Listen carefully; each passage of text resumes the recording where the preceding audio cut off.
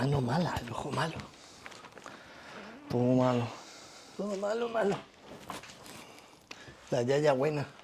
La ya está bien, por lo menos. Ahí está. Está todo allí. Raquel, di acción. ¡Acción! Bueno, bienvenidos a este segundo vídeo de conversaciones con mi padre, en el que vamos a seguir un poco con el tema del último día. ¿Tú cómo estás, papi? Muy bien. Y me dijo mami Que las pantuflas ya no. que las pantuflas se usarían en YouTube, que no. Me he puesto zapatillas, no de andar por casa, de andar por la calle. A mí me gustaba el toque así casero. Casero. Sí. Me ha dicho mami que no. Pero bueno, hay que obedecer muy bien. Claro. Bueno, pues mira, el último día estuvimos hablando de la mediocridad y animábamos a los oyentes a que no fueran mediocres. Y me acuerdo que tú mencionaste mucho que tú viviste en mediocridad, yo también lo mencioné, y yo creo que todo cristiano, en mayor o menor medida, pasa por una etapa de mediocridad, incluso toda persona. Pero bueno, ponle que vamos a hablar a cristianos. Entonces, también estuvimos viendo este pasaje tan fuerte, en el que Jesús le habla a sus discípulos y les dice que todo, ¿cómo decía? ¿Te acuerdas? Sí, el que quiera venir en pos de mí, niéguese a sí mismo, tome su cruz y sígame. Porque el que quiera salvar su vida, la perderá. La perderá. Y el que pierda su vida por causa de mí del Evangelio, la ganará. Que es muy temeroso, eso te decía. Sí. Sí. Y claro, yo me quedé también con la duda un poco de decir, vale, tú viviste en mediocridad, yo también. Quizá muchos cristianos vivan ahora mismo o hayan vivido. Pero a la vez este pasaje nos deja claro que no podemos quedarnos en esa etapa de mediocridad. Entonces, un poco cuál sería la diferencia, o para que un oyente se pueda autoexaminar también y decir, vale, ¿dónde estoy yo? ¿Estoy viviendo en mediocridad o es que directamente será que no soy un hijo de Dios? Porque también en Mateo 7 Jesús está hablando y está hablando de cuando sea el día del juicio en los cielos. Y parece ser que estos creyentes, porque eran creyentes, se acercan al trono de Jesús y dice, bueno, leo el pasaje, está en Mateo 7, 21, dice, no todo el que me dice, Señor, Señor, entrará en el reino de los cielos, sino el que hace la voluntad de mi Padre que está en los cielos. Muchos me dirán en aquel día, Señor, Señor, ¿no profetizamos en tu nombre? ¿Y en tu nombre echamos fuera demonios? ¿Y en tu nombre hicimos muchos milagros? Y entonces les declararé, nunca os conocí, apartaos de mí, hacedores de maldad. No dice que se acercaron unos que se dedicaban a matar niños todos los días y le dijo, pero Señor, si hemos hecho todo eso. De todas maneras, has ahí abierto un tema muy complicado. Es un tema de teólogos. Has dicho, se acercaron unas personas creyentes. Y entonces la teología, que se pregunta cosas que yo a veces dudo de si uno se debe preguntar, hablan de si se pierde o no se pierde la salvación, si ellos no serían creyentes, porque la salvación no se puede perder.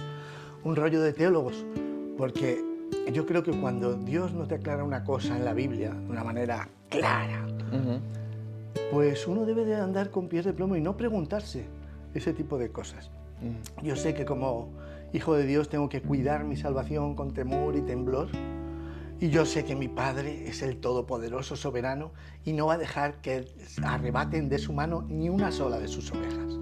Esas dos verdades están ahí, y las atesoro a las dos, y no, yo a veces pienso que los teólogos es que les faltaría un pico y una pala y estar entretenidos en algo. Porque eso levanta tantas disputas dentro de la iglesia, hace tanto daño, el que te preguntes cosas como esto o esto. No, si Dios no lo ha aclarado, tú quédate con esto y con esto. Quédate con que, ándate con ojo, cuida tu salvación como el mayor tesoro que tienes y estate seguro al 100% de que a tu Padre no hay quien le tosa. Y Él sabe todo y tú estás seguro en sus manos. Sí. Quédate con las dos verdades que Dios te ha dicho. Bueno, ese es otro tema. No, sí, lo decía más que nada porque no lo escuche esto alguien y esto eran gente malísima los que han venido a decir esto, sino que eran gente de la iglesia, eran gente que podíamos encontrar en nuestra iglesia. Podían estar en un mitin de sanaciones, predicando el Evangelio, Y haciendo mil cosas. Sí. Haciendo milagros incluso en su nombre y en el nombre de Jesús. Entonces, la pregunta es, ¿cuál es el límite o cómo podemos diferenciar si estamos viviendo en mediocridad y tenemos que dar este paso más? O si directamente es que no conocemos a Jesús. Decimos que le conocemos, pero en realidad cuando lleguemos ahí, Él va a decir, tú a lo mejor me conoces, pero yo no sé quién eres. Nunca has venido arrepentido ante mí, nunca has venido con un corazón humilde, nunca has querido de verdad conocerme a mí, tal como yo soy, en mi palabra. Entonces, ¿qué dirías tú?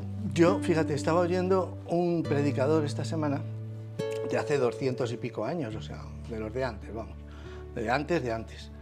Y me llevó a pensar una frase que decía, dice, hay muchos, hablando, era una prédica que, bueno, ahora las leen en internet, dice, hay muchos que queriendo gozar de los placeres de este mundo, pero también queriendo estar asegurados en las bendiciones del cielo, no abandonan los placeres de este mundo y siguen en sus ritos en la iglesia y tal y cual. Y eso me llevó a pensar algo en cuanto al tema de la mediocridad. Dije, bueno, mira, la línea está en esto. Hay gente que no abandona todos los placeres de este mundo, siempre está agarrado a alguno, pero que al mismo tiempo tiene ese deseo de estar en el cielo y goza de las bendiciones espirituales también. ¿Y cuál es la línea que para mí marca la diferencia? El que es hijo de Dios y está en esa situación, no está contento. Está en lucha. Está en lucha porque por un lado le tira la pasión de la gloria de Dios, de vivir en la voluntad de Dios, y al mismo tiempo lucha con la pasión de su carne, de querer mantener las pasiones de este mundo. Para mí ese es el que es hijo de Dios mediocre, el que no termina de abrir los ojos y ver las cosas y decir, esto en lo que yo me quiero apasionar no es más que una podredumbre comparado con lo que Dios me está ofreciendo. Sin embargo, el que no se marca ninguna pauta más que, bueno, intentar ser bueno cuando le viene a mano y guardar el nadar entre dos aguas, pero no tiene ninguna lucha interna. Realmente se ha acomodado. La palabra tal vez es se ha acomodado. Se ha acomodado a ese estilo de vida, en el que puede ir el domingo a la iglesia, llevar una vida espiritual, no hacer nada muy malo entre semana, solo, bueno, si ya es que hay que hacer una tranza, como dicen los de Sudamérica, hay que hacer un apaño con esto porque va el dinero por medio, pues se hace y ya está, y luego me arrepiento. O si hay que ver algo que no debo ver, pues ya se ve, se goza y luego ya me arrepiento. Pero no hay esa lucha, hay un querer guardar el estatus, ¿no? Luego me arrepiento para poder seguir disfrutando de... Pero no hay esa lucha. Yo creo que el Hijo de Dios tiene una lucha que no le deja estar feliz en una situación de pecado. Y yo seguro que tengo todavía pecados, y tú también, y todos los cristianos mientras estamos en el mundo, aunque sean pecados, como dicen, de omisión, ya no de comisión, de omisión, cosas que podríamos hacer mejor y no hacemos. Sí. Pero Dios no te los muestra todos a la vez, sería imposible, te abrumaría. Pero estamos en una constante lucha por cada uno que te va mostrando. ¡Pap! Te muestra uno. Y tú lo ves, no te gusta, cada vez te sienta peor, cada vez te se indigesta más, hasta el punto en que lo aborreces. Y dices, o Dios o esto. No quiero ni verlo más. Y realmente te enfrentas ya a vida o muerte. Y acabas con él cuando te enfrentas así. Sí, esa ilustración me gusta mucho porque al final es verdad. Yo he tenido que preguntarme eso muchas veces. Al final hay cosas que no, pero hay cosas complicadas en la vida que se te complican y que dices, es que o vivo yo y mi carne y mis deseos, o vive Dios. Pero no es compatible ahora mismo esta vida con esta otra.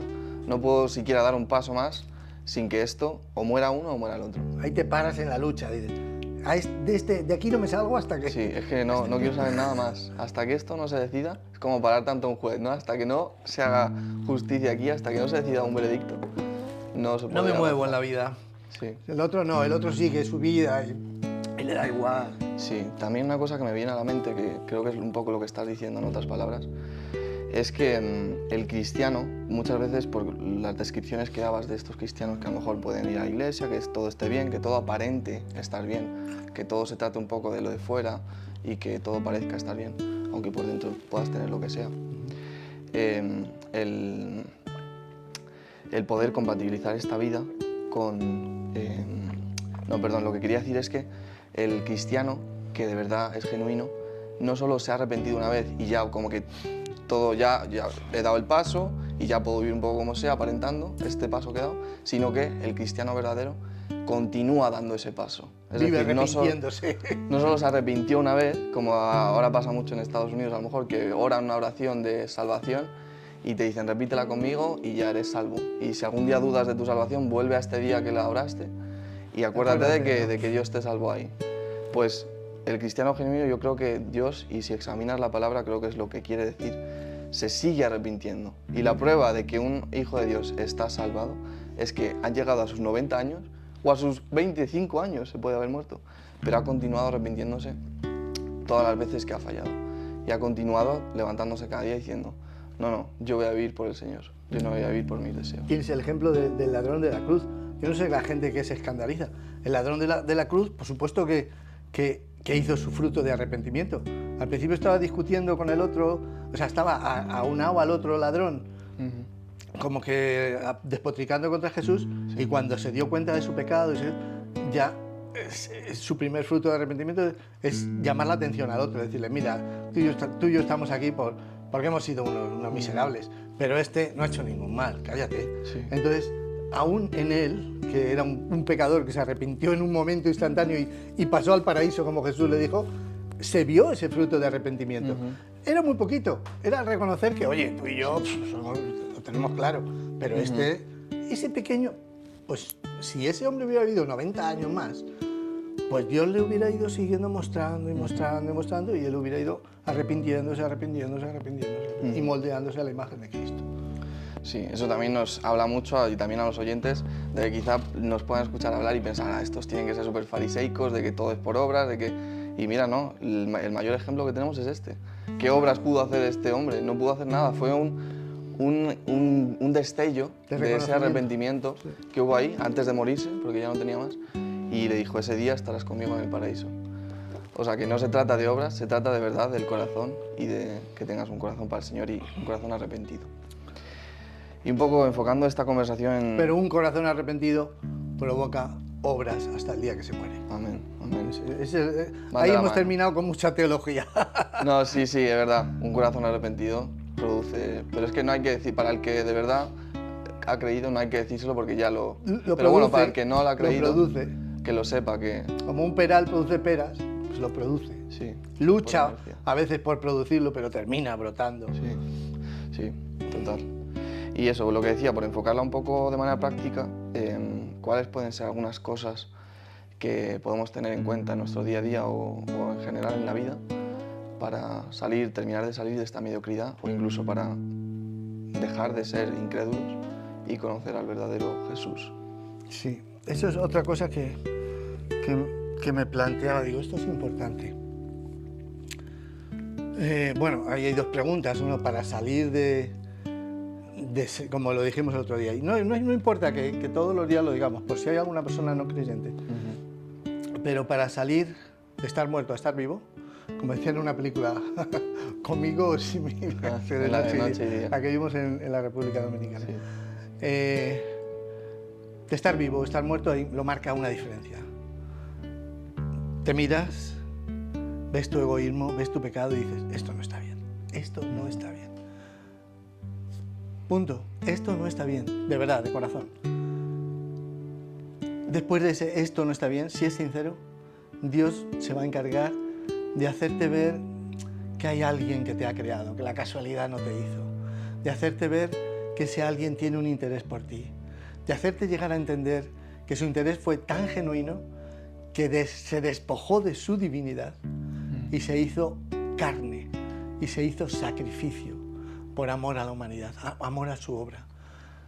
Y que ese alguien es soberano y tiene un interés personal por cada uno y cada una de sus circunstancias. Y para el Hijo de Dios, que como tú, como yo y como muchos, yo creo, hay muy pocos casos, pero los hay, ¿eh? Hay gente que sobre todo gente que viene de un mundo tan perverso y tan malvado, que cuando se arrepiente y ve la otra orilla, da un brinco que ya no quiere saber. Es como un tío diferente, ¿no? Cambia de la noche a la mañana. Desgraciadamente no son muchos los casos. Casi todos pasamos por una mediocridad y nos vamos dando cuenta a lo largo del camino que esa mediocridad no nos hace bien y que nos haría mucho más beneficio abandonarla y entregarnos así abiertamente a nuestro Padre y a la vida en comunión con Él. ¿Qué cosas pueden ayudarnos a salir de esa mediocridad a los hijos?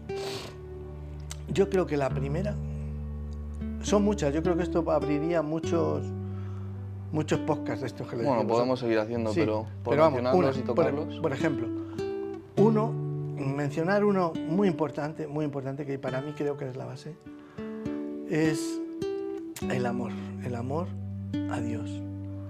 El decir, fíjate, yo hubo un tiempo en el que empecé a valorar como mucho más importante la oración. Y entonces dije, bueno, voy a investigar en la Biblia por qué debo de orar. Ya que la oración es tan importante porque llega a un convencimiento pleno de cuando tú te cierras en tu habitación y cierras la puerta y hablas con Dios. Hablas con el Dios que dice, esto se hace y esto Eso no es se lo hace. primero, para empezar, porque si no, no ores, si no te crees eso. Pero cuando yo llegué a ese convencimiento de que cuando tú dije, uy, esto es urgente, entonces la oración de repente de estar allí abajo, subió a la cima, por encima de la predicación, por encima de la hablar a las multitudes. No, estoy hablando con el Eterno, que es más poderoso que hablar con millones. Y entonces busqué, ¿qué sería? ¿Por qué orar? ¿Qué sería? Y entonces me planteaba, por ejemplo, yo me acuerdo en aquella época que me planteé la vida de Salomón. Salomón, ¿te acuerdas? Que pidió sabiduría. Sí. Sabiduría.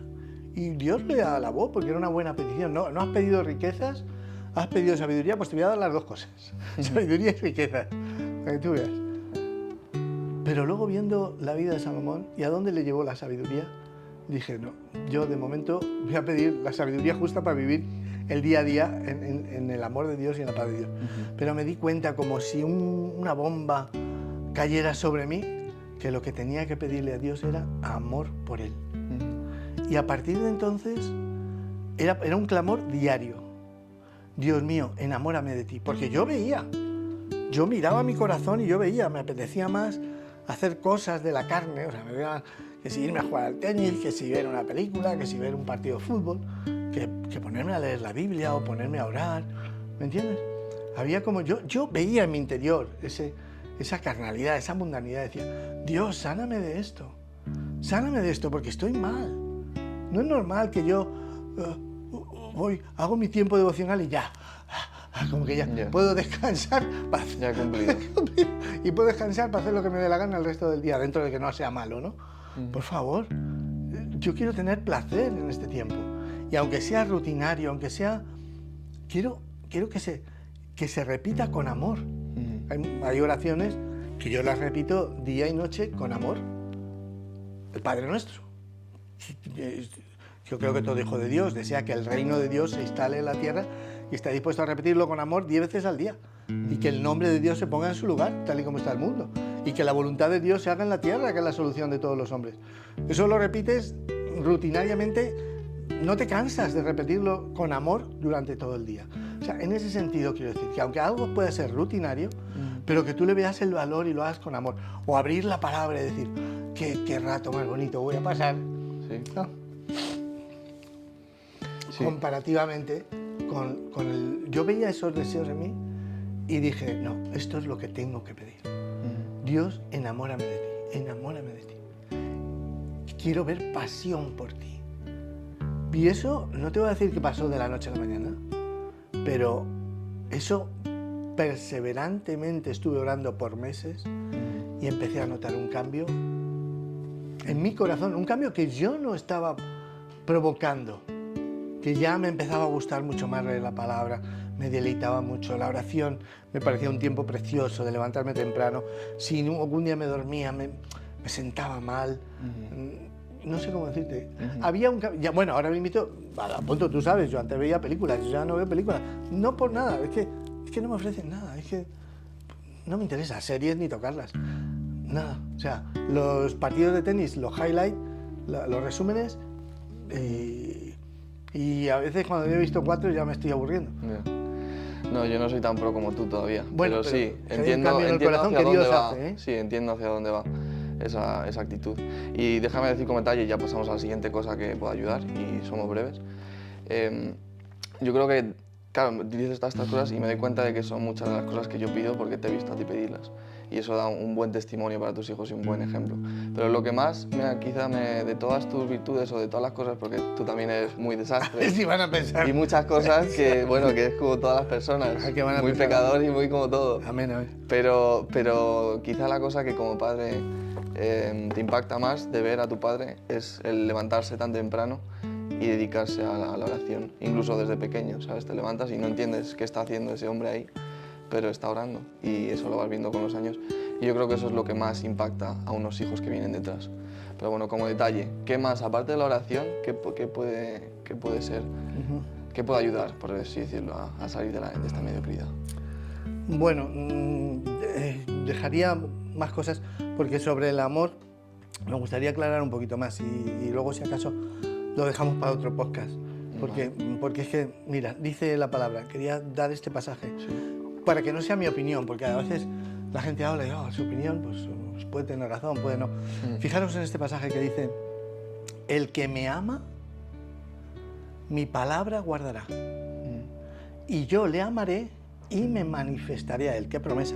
Dios manifestándose a los hombres. Yo tengo que decir, si yo dijera que Dios no se ha manifestado a mi vida en multitud de ocasiones, sería un mentiroso. Entonces, imaginaros qué promesa. ¿Pero por dónde empieza la promesa? ¿Por guardar la palabra? No. El que me ama es el que guarda la palabra. Entonces, no es mi opinión, es que de verdad, pedirle a Dios amor, pasión por Él. Porque cuando esto está en tu corazón, es muy fácil obedecerle. Incluso hay una apatía, un aborrecimiento por todo aquello que lleve una carga de maldad. Y hay otro pasaje que quería citar. Es sobre el hombre que encontró un tesoro. El hombre encontró un tesoro y lo vendió todo para conseguir ese campo y obtener ese tesoro. Y dice que lo vendió con alegría, gozoso. Tiró para adelante a venderlo todo, venga, para comprar ese campo. Uno no es un peso. Cuando uno tiene a Dios como su tesoro, cuando Dios ha puesto en tu corazón que Él es tu tesoro, y eso es una obra que Él hace, pero que Él hace con nuestro permiso, nuestra querencia y nuestra persistencia y perseverancia. Cuando eso se asienta en nuestro corazón, es muy fácil, con alegría, abandonar las series, las pelis que llevan cualquier así de maldad. Y es que además hoy en día es fácil, yo lo digo a todo cristiano, te pones sexualidad, malas palabras, o sea, no hay más que ver eso y decir, pues esta no la veo. O sea, quiero decir, tan fácil como eso, pero es que no te apetece.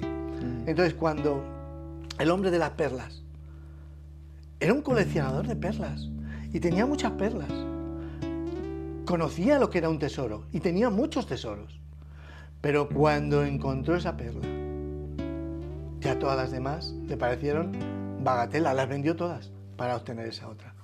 Y eso es lo que Dios tiene que poner en nuestro corazón con nuestra perseverancia en pedírselo. Y claro, en evitar todas las cosas que tal vez, para terminar, diría esto, para terminar de mi parte. Tú lo pides, pero eres consecuente. Yo no le puedo pedir, Dios, que tú seas mi tesoro y no me acerco a la palabra, no me acerco a la oración, aunque sé sin ganas. Pero yo digo, Dios, quiero que seas mi tesoro, y me voy a alejar de toda cosa que yo en mi conciencia sé que está mal y voy a acercarme a todo aquello que sé que promueve, aunque sea sin ganas, aunque sea sin esa pasión, pero yo estoy clamando para que tú la pongas. Y Dios ve tu interés, de que tú te acercas sin ganas, ve tu interés de abandonar el mal aunque te atrae, Sí. y te responde. Sí. A mí eso me recuerda a la parábola la parábola que dijo de la señora que se acerca a este juez injusto repetidas veces y con el mismo caso, la misma petición, hazme justicia, y ya solo por que no les repitiera más veces, estamos grabando. Sí, no te preocupes. Aparición de estelar de nuestra querida, de mi madre. De mi esposa.